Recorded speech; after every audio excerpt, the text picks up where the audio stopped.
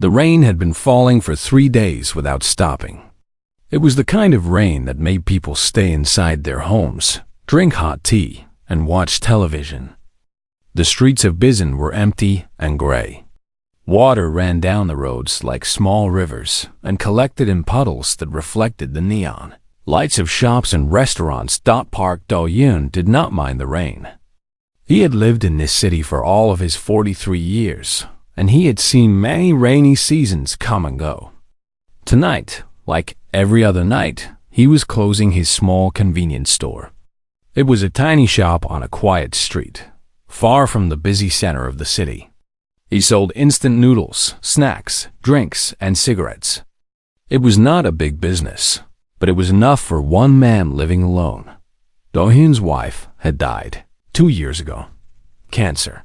She had been sick for only 6 months before she left him. Since then, he had lived by himself in a small apartment above the store. He woke up, he opened the shop, he served customers, he closed the shop, he slept. Every day was the same. He did not complain. He did not feel sorry for himself. He simply lived, one day at a time, carrying his sadness quietly like a stone in his pocket.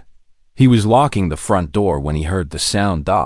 It was a small sound, almost lost in the noise of the rain. A crying sound. A mewling. Like a cat, but not quite like a cat.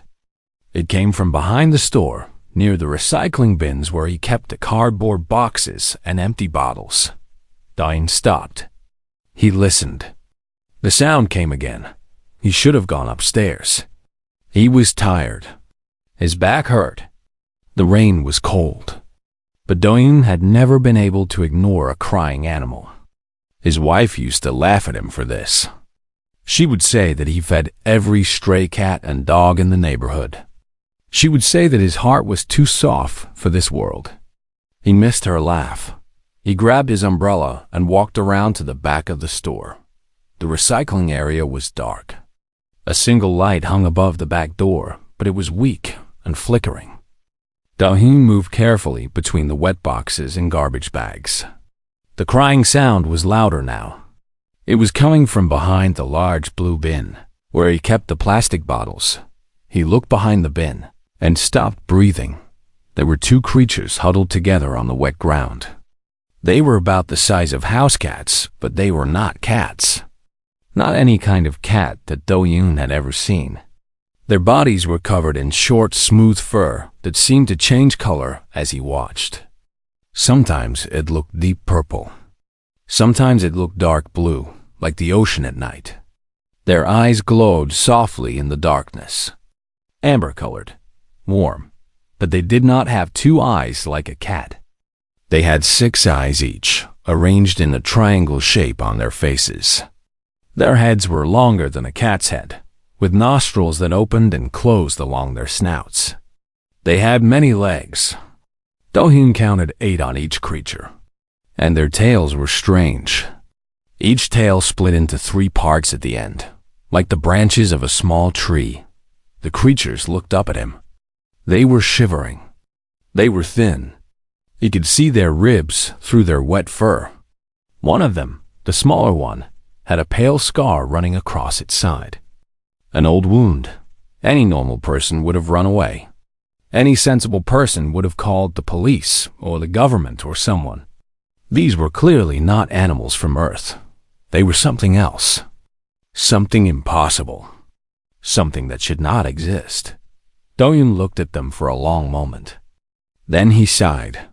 "You look hungry," he said. He went back inside the store. His hands were shaking a little, but not from fear. He was not sure what he felt. Surprise, maybe. Wonder. But also something simple and familiar. These creatures, whatever they were cold and hungry and scared. He knew what to do with cold and hungry and scared. He went to the small kitchen behind the counter. He had some leftover fish from his dinner. Grilled mackerel. He heated it up in the microwave and put it in 2 small bowls. He also filled a container with water. When he returned to the back of the store, the creatures were still there. They had not moved. They watched him approach with their 6 amber eyes. Their bodies were tense, ready to run. Dahin moved slowly. He set down the bowls of fish and the container of water. Then he stepped back and sat down on an overturned plastic crate. He held his umbrella over himself and the creatures, keeping the rain off all of them. "It is okay," he said softly. "I am not going to hurt you." The creatures looked at the food. They looked at him. They looked at each other. Something seemed to pass between them. A decision. The larger one moved first. It crept forward carefully, its many legs moving smoothly over the wet ground. It sniffed the fish. Then it began to eat. The smaller one, the one with the scar, followed. Soon both creatures were eating quickly, desperately, like they had not had food for a very long time. Dahin watched them eat. As they ate, they made a sound. A deep, vibrating hum that he felt in his chest more than heard with his ears. It was like purring, but deeper, stronger. It made him feel warm despite the cold rain. "My wife would have loved you," he said quietly. He did not know why he was talking to them. They probably could not understand him. But it felt right to talk. "She always said I was too soft. She said I would feed every stray creature in the world if I could." He smiled sadly. Maybe she was right. The creatures finished eating. They drank some water. Then something unexpected happened. The smaller one, the one with the scar, walked toward him. It moved slowly, carefully, watching his face the whole time. When it reached him, it pressed its head against his knee. The fur was soft and warm despite the rain. The purring sound grew louder. The larger one followed. It curled around his ankles, wrapping its strange 3-pronged tail around his leg gently. Dahin sat very still. He felt tears in his eyes. He was not sure why. "Okay," he said, his voice rough. "Okay, you can stay with me tonight." He did not know that far above the clouds, past the moon, past Mars, past Jupiter, at the very edge of the solar system, something was happening. He did not know that ancient sensors on 7,000 warships were suddenly coming alive. He did not know that alarms were sounding in command centers across an alien fleet that had been searching for 11,000 star systems. He did not know that, in exactly 19 minutes, his life and the life of every human being on Earth would change forever. He only knew that 2 small creatures were no longer cold and hungry. And for now, that was enough. Lee Yuna was drinking her 3rd cup of coffee when her phone rang. It was 11 o'clock at night, and she was still in her office in Seoul. She had been reading reports about unusual signals detected by satellites. Strange energy patterns near Jupiter. Probably nothing. Probably equipment errors. But it was her job to check these things. Yuna was 51 years old. She had gray hair that she kept short and practical. She wore simple clothes and no jewelry except for her wedding ring. She had worked for the government for 25 years. For the last 10 years, she had been the director of South Korea's Extraterrestrial Contact Division. It was a small department. Most people thought it was a joke. A waste of money. Nothing ever happened.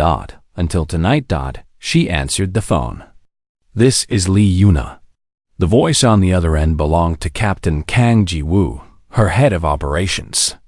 He was a calm man, steady. In all the years she had known him, she had never heard fear in his voice. She heard it now. "Director, we have a situation. You need to come to the command center immediately."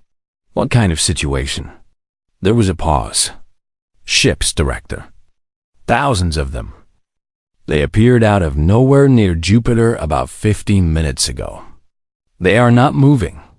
They are just waiting." Yuna's coffee cup slipped from her fingers and shattered on the floor. She did not notice.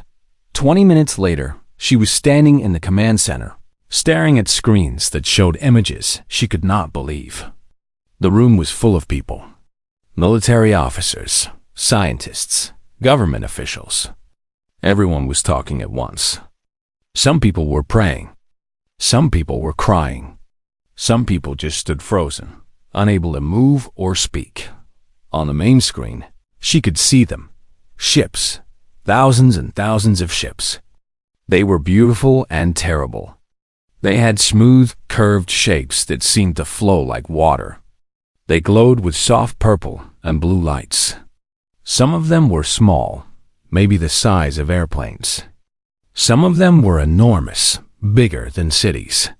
They filled the space near Jupiter like a swarm of glowing insects. How many? Yuna asked. Her voice was steady. She did not know how. 7,000. Captain Kang answered. Give or take a few hundred. Our satellites cannot count them all. 7,000. Yuna repeated the number. It did not seem real. What do they want? We do not know. They have not attacked. They have not tried to communicate. But Kang hesitated. But what? They are broadcasting a signal. Not a message. More like a beacon. A tracking signal. We have located its target. Yuna turned to look at him. Where? Bazan, a convenience store in the Saha district. For a moment, Yuna thought she had heard wrong. A convenience store? Yes, Director. Whatever they are looking for, it is there. Yuna did not ask more questions. She was on a military helicopter within 30 minutes, flying through the rain toward Bazan. Below her, she could see the lights of cities, Seoul, Daejeon, Daegu, millions of people going about their lives, not yet knowing that everything had changed. By morning, everyone would know. By morning, the world would be different. The helicopter landed on a street in the Saha district that had been blocked off by soldiers. There were military vehicles everywhere. Bright lights. People in uniforms running back and forth. It looked like a war zone, but there was no war. Not yet. Yuna walked through the chaos toward a small convenience store. It looked old and tired. The sign above the door said, Parks Convenience, in faded letters. Soldiers surrounded it, their weapons ready, their faces pale with fear. She went inside. The store was small and cramped, filled with shelves of snacks and drinks.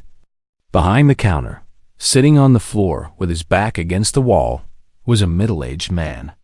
He had a tired face and kind eyes. He was wearing simple clothes, old and worn. In his lap were two creatures that Yuna had never seen before. They were sleeping peacefully, their strange bodies rising and falling with each breath. The man looked up at her. He did not seem scared. He seemed confused, tired, like a man who had accepted that the world no longer made sense. Are you Park Do-young? Yuna asked, kneeling down to his level. Yes, his voice was quiet.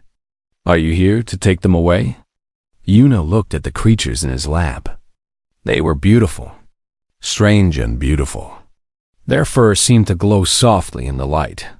Can you tell me what happened? Do-young shrugged. They were hungry. They were alone in the rain. I fed them. That is all. That is all, Yuna repeated. She almost laughed. 7,000 alien warships were waiting at the edge of the solar system, and this man had simply fed some strays. It was absurd. It was wonderful. It was terrifying. Before she could say anything else, the air in the store changed. It became warm, heavy, full of energy. A golden light appeared near the door, growing brighter and brighter until Yuna had to cover her eyes. When the light faded, someone was standing in the doorway. She was tall, much taller than any human. Her body was covered in the same shifting purple-blue fur as the sleeping creatures. She had 6 eyes that glowed like amber jewels. She wore something that looked like armor, but it was beautiful, covered in patterns that moved and flowed like living things. Behind her, through some kind of glowing doorway, Yuna could see more figures. Dozens of them. Maybe hundreds. The alien looked at Dohyun. She looked at the sleeping creatures in his lap. She looked back at Duhai and Dot, and then she did something that Yuna did not expect. She bowed. It was a deep bow. A bow of respect. A bow of gratitude. When she rose, her eyes were wet with something that looked like tears. "You found them," she said. Her voice was strange. It seemed to come from everywhere at once. It had many layers, many tones, like a choir singing in harmony. "You found our lost ones." Dohyun stared at her. He looked down at the creatures in his lap. He looked back up at the alien. "They were hungry," he said again, as if that explained everything. The alien made a sound. It might have been a laugh. It might have been a sob. It was hard to tell. "Human," she said. "Do you have any idea what you have done?" Dohyun shook his head slowly. The alien smiled. At least, Yuna thought it was a smile. "You have changed the fate of 2 civilizations. And we have much to discuss." Outside, the rain continued to fall. Above the clouds, 7,000 ships waited. And in a small convenience store in Bizen, a new chapter in human history was about to begin. The alien's name was impossible for human mouths to say correctly. In her language, it meant something like vessel of starlight across endless waters. It was a beautiful name, full of meaning and history. But when Dohyun told her, gently, that it was a bit long for everyday conversation, she thought for a moment and then smiled. "Call me Bile," she said. "I have been learning your language from your broadcasts." Bile means star? Yes? I like this word. They were sitting in a conference room in Bizen City Hall. It was early morning now. The rain had finally stopped. Outside the windows, the sun was rising over a world that would never be the same. Military vehicles filled the streets. Helicopters circled overhead. Journalists from every country crowded behind barriers. Their cameras pointed at the building, waiting for news. Inside the room, Director Lee Yuna sat across from Bile. Dohyun sat beside Yuna, looking uncomfortable in his plastic chair. He had not slept. He had not eaten. He still wore the same clothes from the night before. He kept looking toward the door that led to the medical wing, where doctors and scientists were examining the 2 creatures he had found. "They are safe," Bile said, noticing his worry. "They are being cared for. Your healers are curious about them, but gentle." Dohyun nodded, but he did not relax. Yuna leaned forward. "Bile, we need to understand what is happening. You said that Mr. Park changed the fate of 2 civilizations. What did you mean?" Bile was silent for a moment. Her 6 eyes moved slowly, looking at Yuna, then at Dohyun, then at the soldiers standing guard by the doors. Finally, she spoke.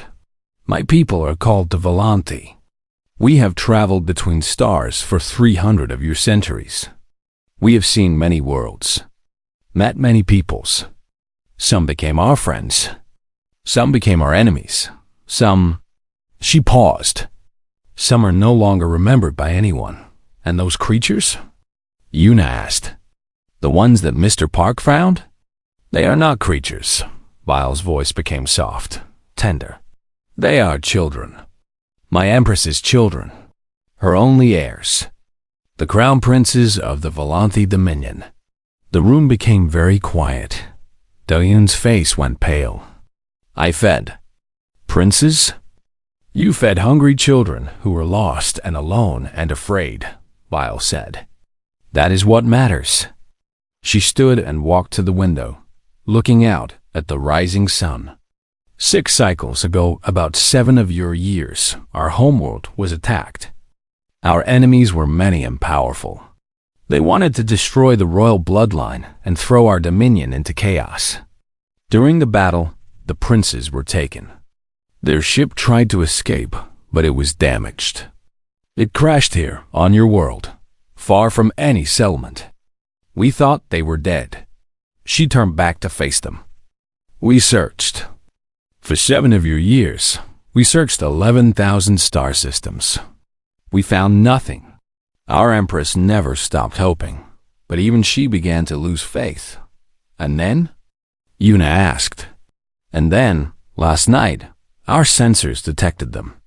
The princes were, you might call them beacons. Small devices under their skin that broadcast a signal. For 7 years, there was nothing. And then, suddenly, there they were, alive, here, on a small planet at the edge of the galaxy. Bile walked toward Dohyun. She stopped in front of him and looked down at him with her 6 glowing eyes. We came with 7,000 ships because we did not know what we would find. We expected enemies. We expected a trap. We expected to fight. She shook her head slowly. We did not expect a tired human man who gave our princes fish because they looked hungry. Dohyun shifted in his seat. He looked embarrassed. I did not know who they were. I just saw 2 small creatures in the rain. Anyone would have done the same. No, Bile's voice was firm. Anyone would not have done the same. In 300 centuries of traveling the stars, my people have met 47 different intelligent species. Do you know what most of them do when they find something weak and alone? Dohyun did not answer. They use it. They sell it. They hurt it. They ignore it. Bile's eyes never left his face. You gave it shelter. You gave it food. You gave it kindness. You did not ask for anything in return. You did not even hesitate. She placed her hand over her chest in what seemed like a formal gesture. Among my people, there is an ancient law. When someone saves a life, they become bound to that life forever. A debt is created that can never be fully repaid. You did not save 1 life, Mr. Park. You saved 2, and not just any 2 lives. You saved the heirs to the greatest power in this region of the galaxy. Yuna stood up slowly. What does that mean for us? For humanity? Bile looked at her. It means that the Volanti Dominion owes a debt to a human. And when the Dominion owes a debt, we pay it. We protect what is ours. She smiled, and for the first time, it looked warm. Almost human. Your people are young, small. You have been alone in the universe for all of your existence. That is over now. Is that good or bad? Yuna asked quietly. Bile did not answer immediately. Instead, she walked back to the window and looked up at the sky. Somewhere out there, her fleet waited. The universe is large and dark and full of dangers you cannot yet imagine. There are empires that would destroy your world for its resources. Civilizations that would enslave your people for labor. Powers that would wipe out your species simply because you exist. She paused. But there are also wonders, beauty, friends waiting to be made, adventures waiting to be had. She turned to look at Dohyun one last time. Your people fed our princes when they were hungry. You showed kindness when you had nothing to gain. Do you know how rare that is? Do you know how valuable? Dohyun shook his head. The Volanti Dominion has found something precious on your little world, Bile said. And we do not intend to let anyone harm it. At that moment, the door opened and 2 young Volanti doctors entered, carrying the princes carefully in their arms. The creatures know, the children, the princes were awake now. When they saw Dohyun, they made excited sounds and struggled to get down.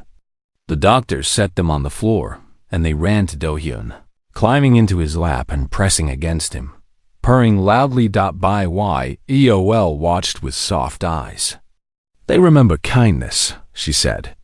They always will.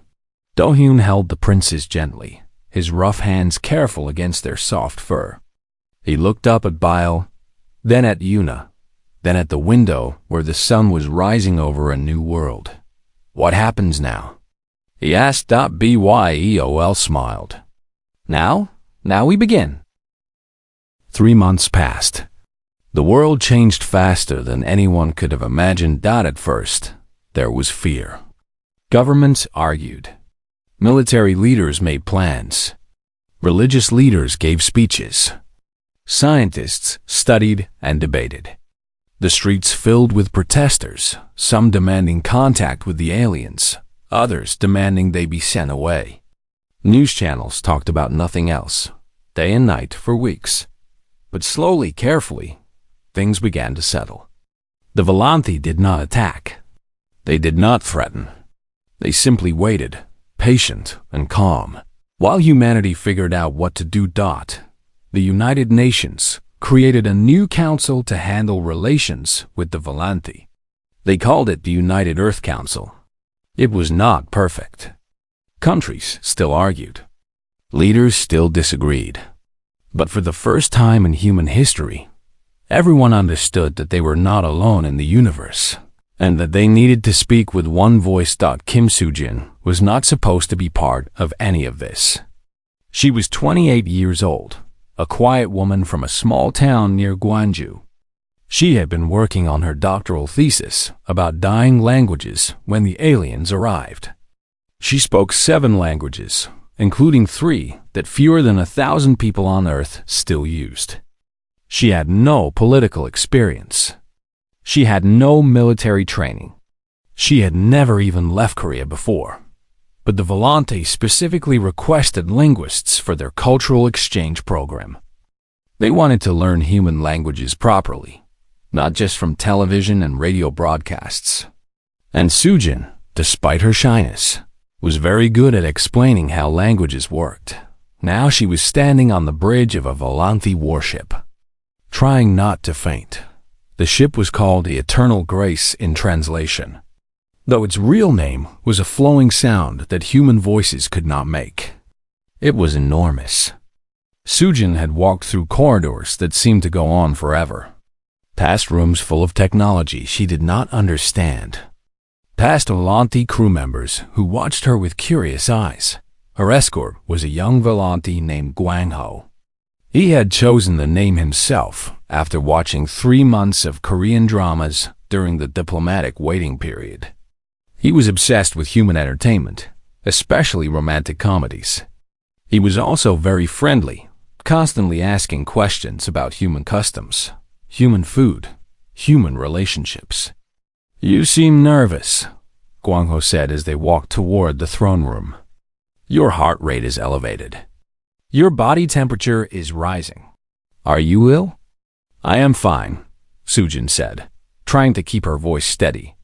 "I am just nervous. I am about to meet your empress." "Ah." Gwang-ho nodded his large head. "That is reasonable. The empress is very impressive, but do not worry. She specifically asked to meet you." "Me? Why?" Gwang-ho's 6 eyes seemed to twinkle with amusement. "You will see." The throne room was not what Soo-jin expected.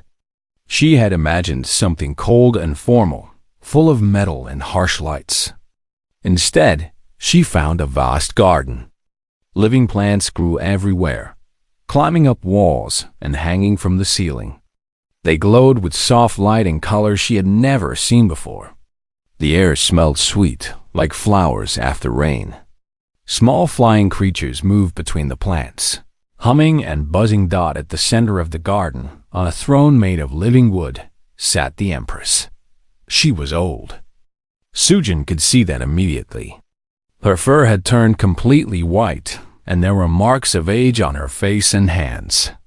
But her eyes were sharp and bright and full of intelligence. She radiated power the way the sun radiates heat. Even from across the room, Soo-jin felt small in her presence. At the empress's feet lay the 2 princes. They were fully recovered now, healthy and strong. They had grown in the 3 months since they were found. Their fur was shiny and bright, and their many eyes watched everything with curiosity. When Soo-jin entered, one of the princes lifted his head. It was the one with the scar, the smaller one that Do-yoon had found shivering in the rain. The prince made a happy sound and bounded towards Soo-jin. pressing against her legs and purring loudly. The Empress made a noise that might have been a laugh. "My son likes you," she said. Her voice was deep and layered, like thunder rolling across the sky. "He has good judgment, like the human who saved him." Sujin bowed as deeply as she could. "Your Majesty, I bring greetings from the United Earth Council." "Yes, yes." The Empress waved one of her large hands. "I have read your treaties and proposals, your careful words and careful promises." She leaned forward, her ancient eyes studying Sujin's face. "But I do not want careful words now. Tell me the truth. What does your species truly want from this meeting?" Sujin hesitated. She had been trained for this. She had rehearsed diplomatic responses, careful phrases, polite statements. But looking into the Empress's eyes, she knew that would not work. This ancient being had probably heard more lies than Sujin could imagine. She would recognize dishonesty immediately. So Sujin told the truth. "We are scared," she said. "We just learned that we are not alone in the universe. We learned that there are powers out there that could destroy us easily. We are small and weak, and we have no way to protect ourselves." The Empress nodded slowly, waiting for more. "We want to survive," Sujin continued. "We want to protect our home, our families, our children." She looked down at the prince still pressing against her legs.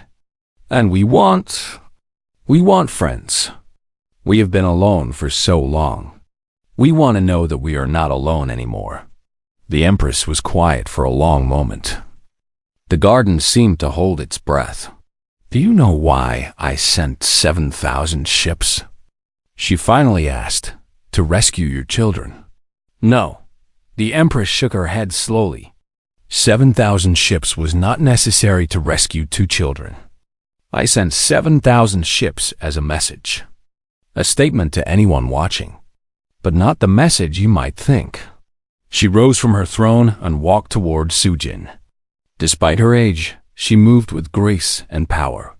Up close, she was enormous, towering over the young human woman like a mountain. "When my children were lost, I despaired. When years passed with no sign of them, I began to accept that they were gone.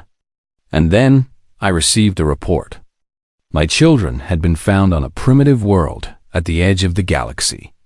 A world that had never made contact with any other species. A world that should have been dangerous to my lost children." The Empress stopped in front of Sujin. "And what had this dangerous world done to my helpless children?" Sujin said nothing. "A man found them. A simple man, a shopkeeper with no power and no wealth. He found 2 strange creatures, unlike anything on his world. Creatures that could have been dangerous. Creatures that could have been valuable." The Empress leaned down until her face was close to Sujin's.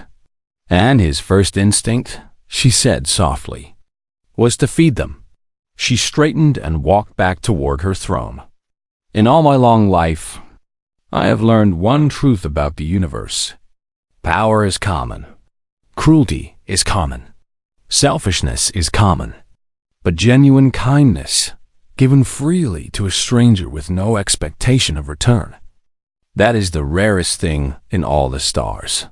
She turned to face Sujin again. "Your people are young and small and weak. This is true. But you carry something that empires would kill to possess. You have not yet learned that the universe is cruel. You still believe in kindness." The Empress smiled, and it was a warm smile, a grandmother's smile. "The Volanthi Dominion does not want servants. We do not want subjects. We want family." She opened her arms wide. "Welcome to the stars, little ones. We will teach you how to survive them. And perhaps, along the way, you will remind us why we should." Sujin felt tears running down her face. She was not sure when she had started crying. Beside her, the prince purred and pressed closer. Above them, through windows in the garden ceiling, the stars waited. And for the first time in human history, They did not seem cold and empty. They seemed like home. 20 years had passed since the night Park Do-hyun found two strange creatures in the rain. The world had changed beyond recognition. Cities now reached toward the sky with buildings made from materials that had not existed before. Ships traveled between Earth and the Volante stations near Jupiter every day, carrying people and goods and ideas. Humans worked alongside Volante in research stations, in hospitals, in schools. Children grew up learning two languages, two histories, two ways of seeing the universe. And yet, some things stayed the same. Do-hyun still ran his convenience store 3 days a week. It was the same small shop on the same quiet street in Busan. The sign above the door still said, Park's Convenience in faded letters.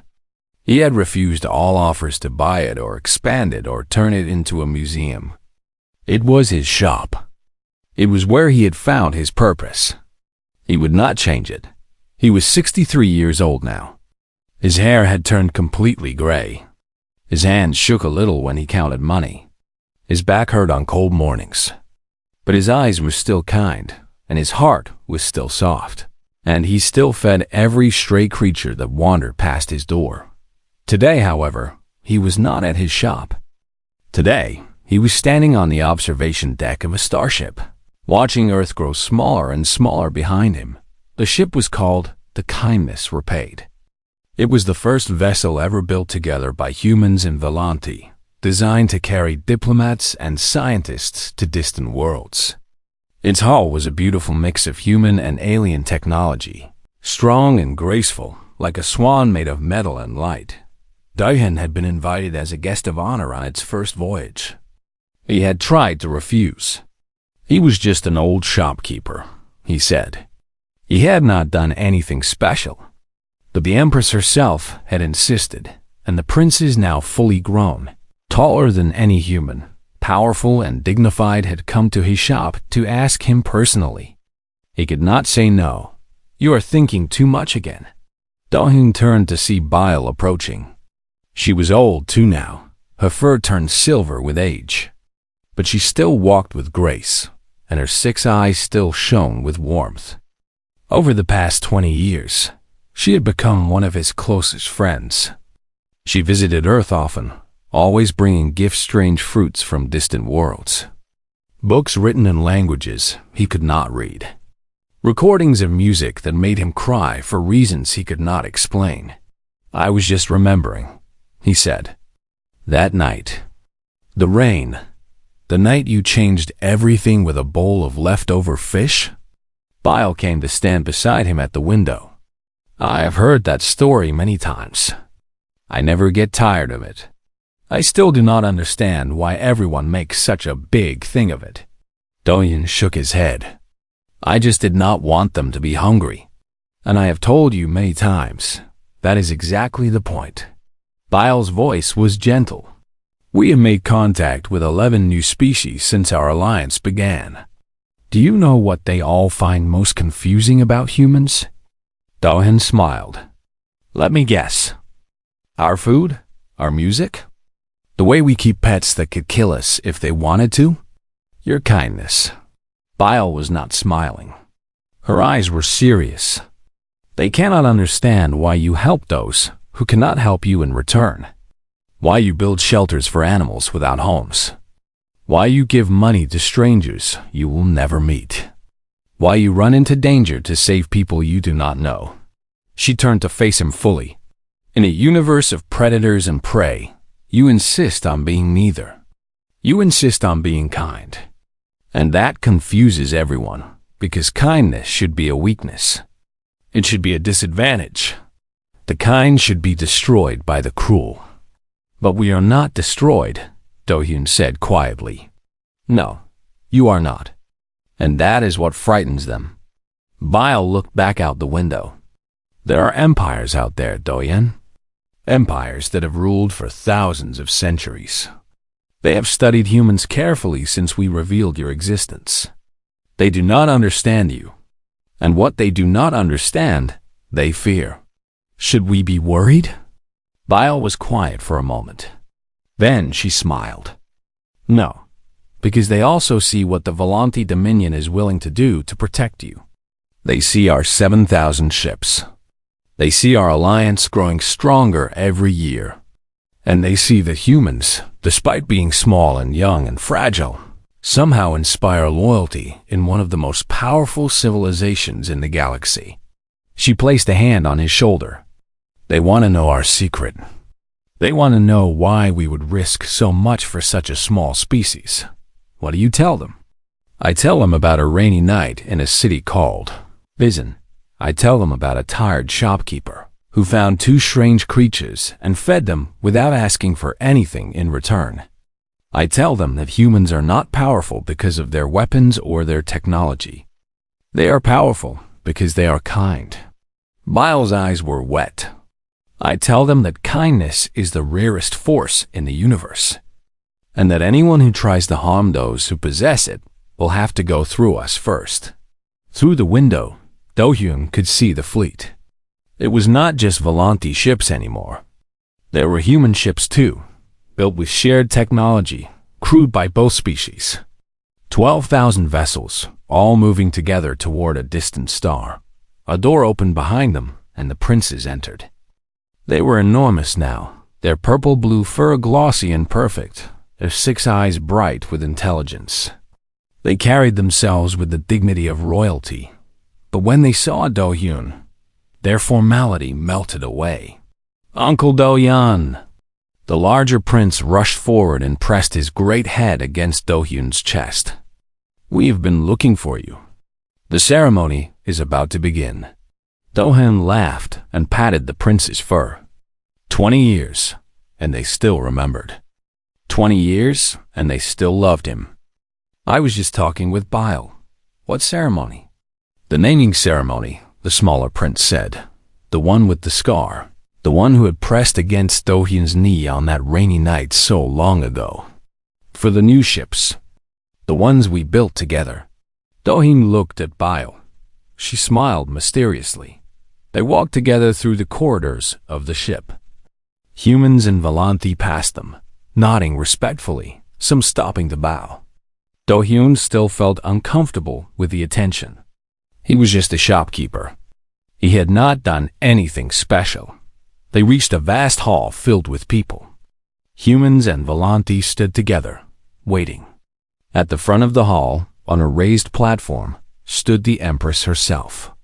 She was ancient now, perhaps the oldest living Volante in the galaxy. But her eyes were still sharp, and her voice was still strong. Park Do-hyun of Earth, she said, and her voice carried through the hall like music. Please come forward. Do-hyun walked to the platform. His legs shook. His heart pounded. The Empress looked down at him with eyes full of warmth. 20 years ago, you performed an act of kindness that changed the history of 2 civilizations. You did not do it for reward. You did not do it for glory. You did it because 2 small creatures were hungry, and you could not bear to let them suffer. She gestured, and on a vast screen behind her, an image appeared. A fleet of new ships, beautiful and powerful, ready to explore the universe together. Today, we name our new joint fleet. And by unanimous vote of both the Volante Dominion and the United Earth Council, we have chosen to call it the Kindness Fleet. The hall erupted in applause. Do-hyun stood frozen, overwhelmed. Furthermore, the Empress continued, every ship in this fleet will carry a small symbol, a bowl of fish, to remind us all why we are here, to remind us that kindness is not weakness, that compassion is not foolishness, that the smallest act of love can change the course of history. She stepped down from the platform and stood before Do-hyun. Despite her great size and power, she bowed to him. Thank you, Park Do-hyun. Thank you for feeding our children. Thank you for showing us what humanity truly is. Thank you for giving us hope. Do-hyun felt tears running down his face. He was not embarrassed. He did not wipe them away. My wife used to say something, he said, his voice thick. She said that the measure of a society is not how it treats the powerful.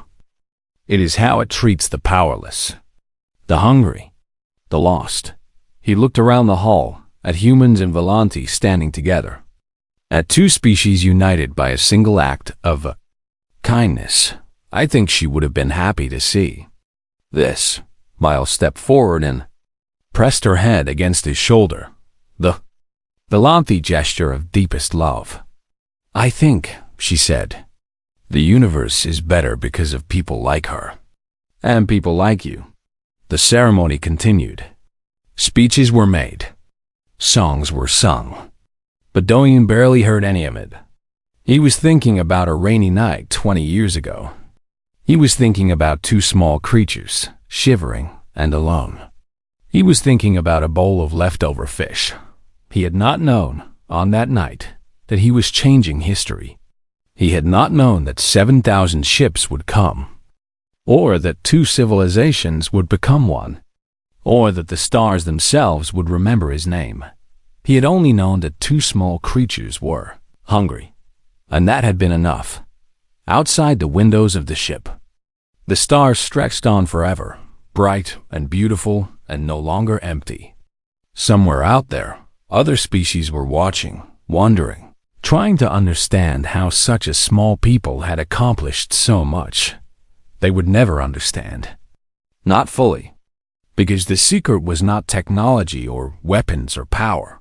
The secret was a shopkeeper in the rain, offering warmth to those who had none. The secret was kindness. And kindness, as the universe was slowly learning, was the most powerful force of all.